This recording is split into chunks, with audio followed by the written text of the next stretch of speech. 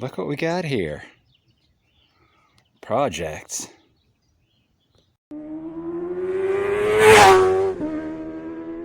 This is pretty much the worst video ever made. Napoleon, like anyone can even know that. Well, a friend of mine hit me up and said, do you want some free motorcycles? And boy, this guy has a problem. Can't say no.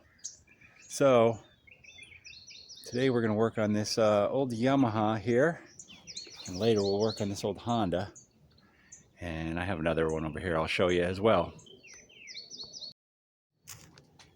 Along with that package I got this motorized bicycle, and I'm not going to do a video on it, but I'm just including it here to show it. I got all that stuff. This thing, I drained the tank out, put some fresh premix in it, and adjusted the clutch and got it running. Then I cleaned the carburetor and kind of rigged up a air filter. This thing works. But I am going to list this thing for sale, and then any money I get from that I'm going to put into those other two motorcycles because I don't like this thing. But let's get this Yamaha in the garage and we'll see what it needs and if it's savable. So what we're looking at right here is a 1972 Yamaha. I believe this is called the AT2. It's a 125 street legal, two-stroke, a little Enduro bike. I think it should have had a low fender on the front. And from my research, I believe it's electric start. It's fairly complete, but it's in very rough shape. And it's been sitting open. The engine is locked up. We don't have the reed block, we don't have the carburetor, but I do have some Yamaha parts around here that might work. So this might be a short video. This might just be a parts bike. Very unfortunate because these are pretty neat little bikes, and I'll try to throw in a clip in here of what it would have looked like originally. But we have nothing to lose on this. If we can get the engine to turn over, that'll be something.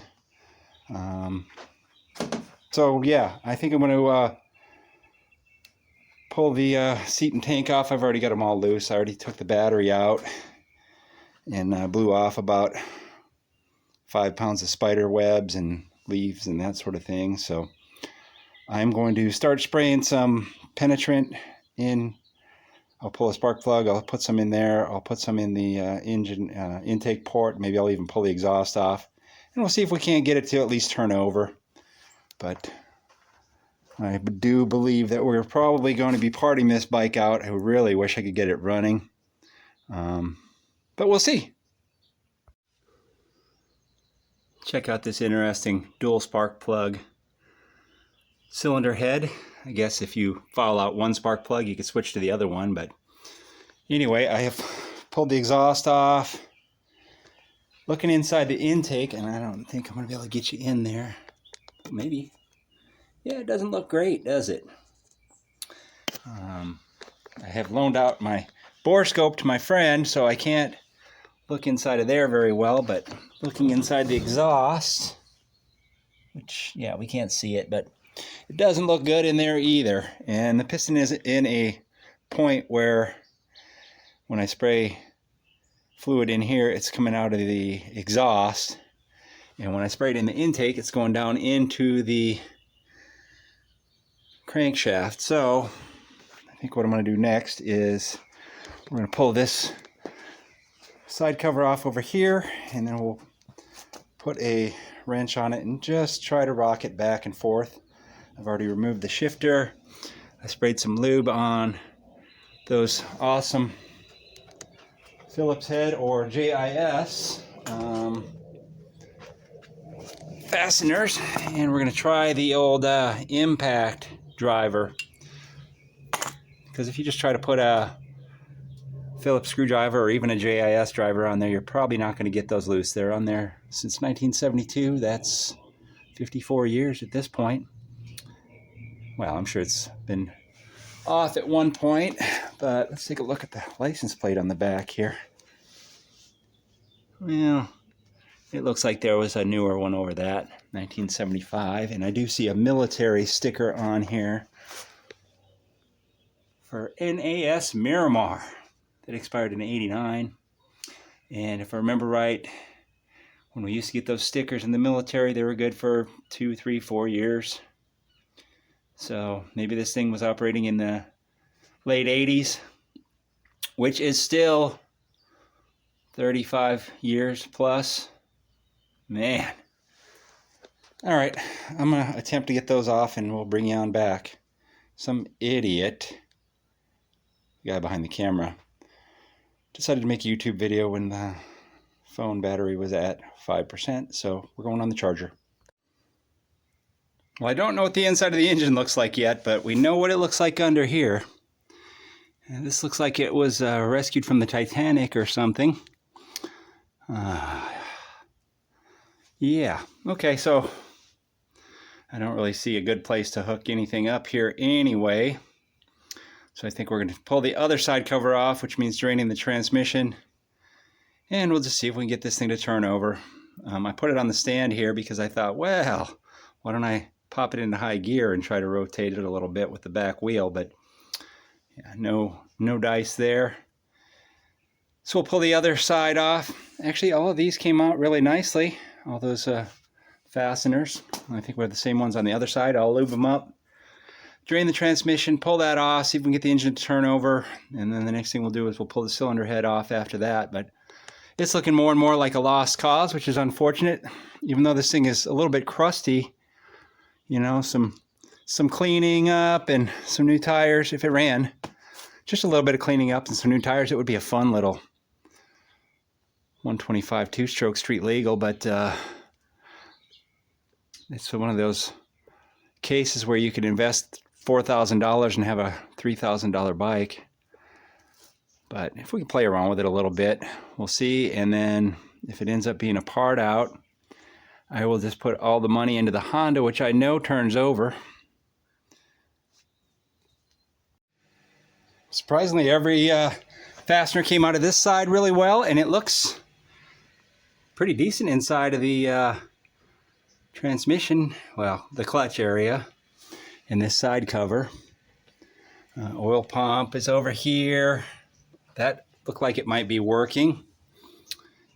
So we'll get a big socket and put it on there, and we'll just try to rock it back and forth. I am not anticipating anything happening, but if it breaks free, it breaks free. Here goes nothing or everything.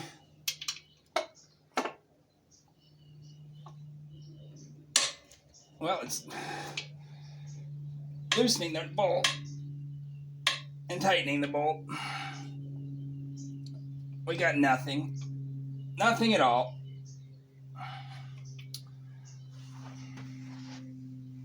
Let me try just a little bit more, but I don't want to break this off, of course.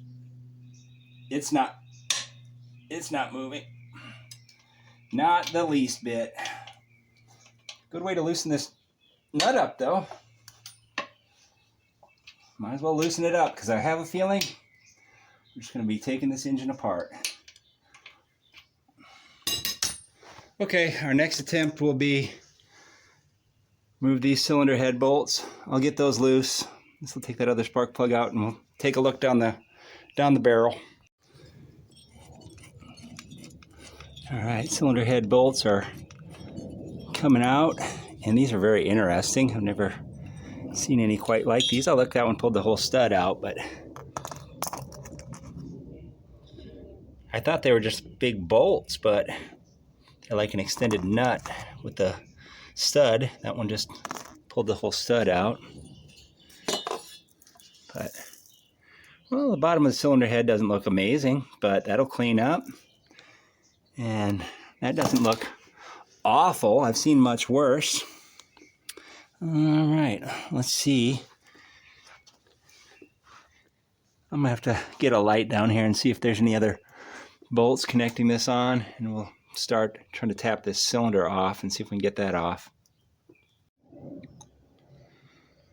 This little freebie project reminds me of a friend of mine who got a pretty cool old Kawasaki sport bike, you know, the early 80s GPZs or whatever they were called, and it looked pretty nice on the outside, and he started buying parts before he even tore into it. and spent a fair amount of money, and we realized it was fatally flawed. Anyway, he was out all the money, and it could have been easy for me to look at this thing and say, oh, I'm going to buy a seat cover and this and that. And at this point, you know, even though the bike is mostly complete, it's rough around the edges, and this cylinder is not moving. So I'm going to do one last ditch effort. I'm going to push this thing outside and heat this whole thing up with a propane torch. Try to get this piston unseated because I'm not moving this cylinder one bit. And even with it unbolted, you would think that the crank would move a little bit, at least, you know, push the piston, the whole cylinder up, and that's not happening. So I'm going to try to heat it up, get it nice and hot, see if I can get that cylinder off, because I can't take this engine apart unless I get that cylinder off. It's impossible to split the cases. I've never been in a situation like that before, but I imagine if I had to, I could hit it with a hammer and break it into pieces, or sawzall it off or something, but a 99.9% chance this is just going to be a parts bike. And well, it's been a fun morning in the garage at the very least, figuring this thing out. So let me get this thing pushed out, hit it with the propane, and I'll come back. Didn't want to do this, but I had to do it. Just destroyed the cylinder, although, you know, it's probably destroyed anyway, and I don't know, you could probably rebore this or whatever, but it's probably not worth it. Someone could probably find a better one. But I've almost got it off after lots and lots of work and broken fins and broken 2x4. So I'm gonna keep working it. The heat, I don't know if the heat helped or not. I've just been spraying it down. I got it to break loose about a millimeter, and then I just kept tapping it back down and tapping it up, and I'm at this point, the piston is almost out, so I'll bring you back. That was a lot of work and a lot of destruction for a destroyed engine. The crank is definitely locked up as well.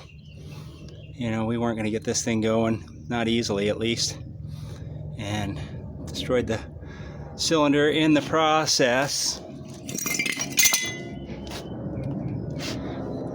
Piston honestly doesn't look bad, all things considered, but this is a parts bike, so I'm going to clean up my mess and we'll call her a day. Well, this little Yamaha is one of those cases of, you know, it's exactly worth what I paid for it, maybe even 10 times worth what I paid for it. 0 times 10, you know, math major and all that. But it was a good way to enjoy a cold beer on a weekend morning and at least verify what we have here. Yeah, it looks like I will be going to eBay. Sorry, we're tilted a little bit, but that's okay. I'll be going to eBay and seeing what parts are worth taking off of here and selling and what parts are worth scrap.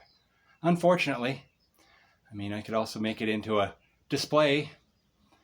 If you watched some of my videos, you might have seen my mailbox. I've turned an old junky motorcycle into a mailbox. This would make a great mailbox, but the parts are worth something to someone. There's people out there who love these bikes and, you know, maybe need a headlight or a gauge or turn signal. I don't know if any of this stuff is worth anything to anyone, but I'll take a look.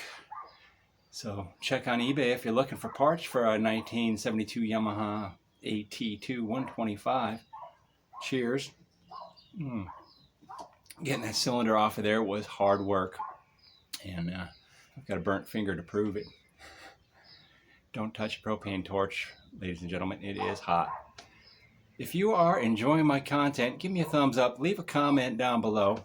If you're not already a subscriber, please consider doing so. Thank you very much for watching. Get out there and find your adventure. Adios.